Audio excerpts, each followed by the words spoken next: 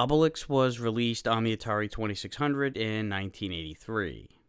You play as Asterix, who teams up with Obelix to fight off a horde of Roman Empire soldiers. To wipe out these soldiers, first you've got to make contact with them to freeze them with fear, as the manual says, and then Obelix will attempt to drop a rock down on him to crush him. Obelix walks back and forth on his own accord, but you'll be able to trigger when he drops the rocks by pushing the fire button. These soldiers only stay frozen for a short period of time before they get back all pissed off, which is indicated by how red they turn, and they're much faster and start chasing you down. To combat this, you need a potion from the village's druid Get-A-Fix, which sounds like the fake name of your sleazy wink wink nudge nudge hook me up with some drugs doctor. These shady potions are periodically dropped from above. I don't know if Obelix is secretly the druid that was mentioned or if they just switched places, but in between Obelix's rock carrying duties, you'll start getting these small potions dropped to you. And if you miss your chance, you're going to have to play cat and mouse. When acquired, the potions act as temporary invincibility, and you can wipe out the soldiers, primarily the angry ones.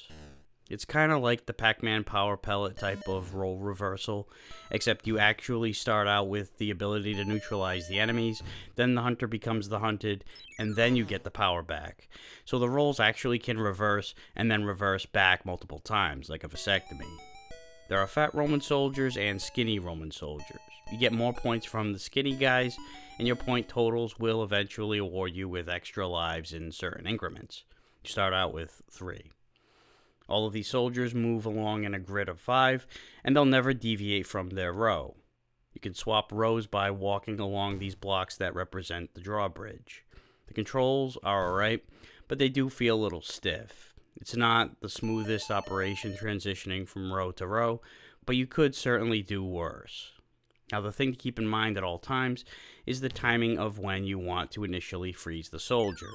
They'll only stay frozen for a short period of time before they go apeshit and start charging, and you can't manipulate Obelix's movements, so you have to time your tagging, for lack of a better word, for when Obelix is not too far behind you. The only thing is, if let's say you're trying to evade an angry Roman and the only way to get away is to switch rows, you might just end up tagging the next guy too early, and now you've got another angry Roman. Ideally, you want to have at least 2 non-angry Romans at any given time, so you can have some kind of refuge.